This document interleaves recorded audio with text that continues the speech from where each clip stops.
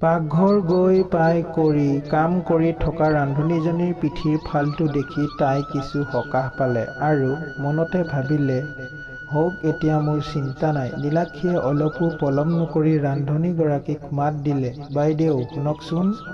ইমান সময়ে নীলাক্ষীৰ ফালে পিঠি দি থকা ৰান্ধনীগৰাকীয়ে তাইলৈ ঘূৰি চালে, কিন্তু চকুৰ সন্মুখত দেখা দৃশ্যটোৰ বাবে নীলাক্ষীৰ মুখৰ মাত হেৰাল। তাই ইচ্ছা কৰিও চিঞৰিব নোৱাৰিলে। লগে লগে তাই পিছুৱাই আহি বেৰখনত লাগি ৰল। নীলাক্ষীয়ে দেখা পালে, পিঠিৰ ফালৰ পৰা অতি সুন্দৰ চেহেৰাৰ ৰান্ধনীগৰাকীৰ মুখৰ বিভৎস ৰূপ। তাই দেখিলে ৰান্ধনীজনীৰ মুখখনৰ অৰ্ধগলিত মঙহ, তেজৰ দৰে ৰঙা হৈ পৰা এহাল চকু, যেন চকুহালে বৰ্ণনা দিছে প্ৰতিশোধৰ। লগে লগে পাকঘৰত থকা বাল্বটো এবাৰ জ্বলি এবাৰ নুমাবলৈ ধৰিলে। পাকঘৰটো পোৱা গল কেঁচা তেজৰ ভেকেটা গোন্ধ। ৰান্ধনীজনীয়ে নিজৰ ডিঙিটো বেঁকা কৰি দি গতিৰে নীলাক্ষীৰ দিশে আগবাঢ়িল। নীলাক্ষীয়ে ইচ্ছা কৰিও লৰচৰ হ'ব নোৱাৰা হ'ল।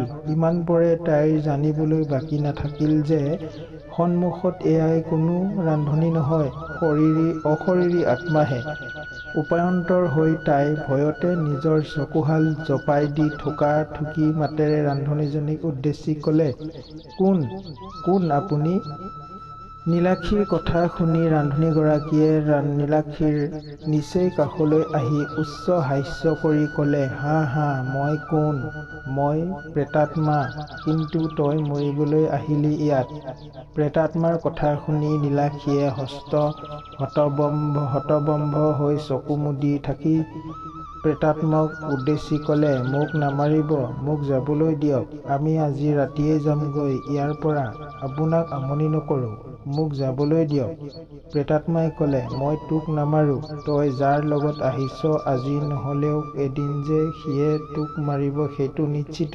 প্ৰেতাত্মাৰ কথা শুনি নীলাক্ষী আচৰিত হল। ভয়ে ভয়ে চকুহাল মেলি চাই দেখিলে অলপ আগতে দেখা বিভৎস ৰূপৰ প্ৰেতাত্মাজনীক অন্য এগৰাকী অচিনাকি যুৱতীলৈ পৰিৱৰ্তন হল। সন্মুখৰ দৃশ্য দেখি নীলাক্ষীৰ মনলৈ অলপ সাহস ঘূৰি অহাত তাইৰ সন্মুখত থকা প্ৰেতাত্মাক সুধিলে, মোক সি কি মাৰিব?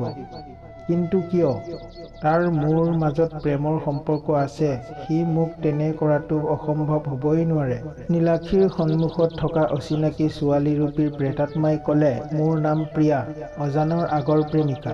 মোক সি ইয়াতে আনি ৰদেৰে মূৰত মৰিয়াই হত্যা কৰি আগফালে থকা আমজোপাৰ তলত কোনেও নজনাকৈ চকীদাৰটোৰ লগত লগ লৈ মোক গাঁত খান্দি পুতি থৈ তাৰ ওপৰত ফুল পুলি ৰুই থলে।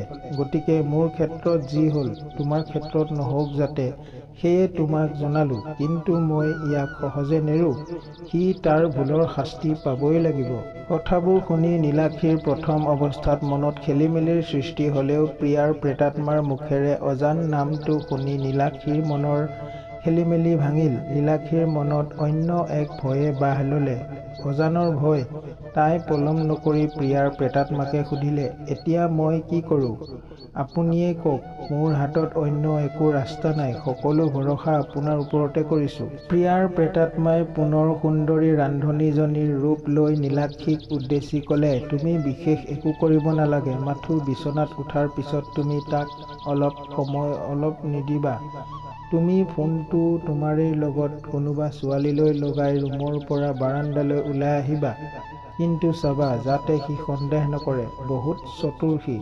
বাকী যি কৰিব লাগে তাৰ ব্যৱস্থা আজি ৰাতিয়েই মই কৰিম। মোৰ মৃত্যুৰ পিছৰে পৰাই মই এই সময়টোলৈ অপেক্ষা কৰি আছিলো। প্ৰিয়াৰ কথা শুনি নীলাক্ষীয়ে মনত কিছু সকাহ পালে আৰু নিজৰ কোঠালৈ ঘূৰি আহিল। ইতিমধ্যে ঠাইখনৰ পৰিস্থিতি ঠিক আগৰ দৰেই ভাল হৈ পৰিল। প্ৰিয়াৰ কথা শুনি নীলাক্ষীয়ে মনত কিছু সকাহ পালে আৰু নিজৰ কোঠালৈ ঘূৰি আহিল। ইতিমধ্যে ঠাইখনৰ পৰিস্থিতি ঠিক আগৰ দৰেই ভাল হৈ পৰিল। আনফালে চকীদাৰজনৰ কোঠাত অজান আৰু চকীদাৰজনৰ মদ খাই শেষ হল যদিও অজানে চকীদাৰজনক কলে, আৰু এটা বটল লাগিছিল। এতিয়া যোগাৰ কৰা। চকীদাৰজনে ক'লে, নাই ছাৰ, এতিয়ালৈকে দুয়োটাই বহুত খালোঁ। মই চাগে ভাতেই খাব নোৱাৰিম, শুই যাম। আপুনি যাওক, খাই বৈ লওক গৈ।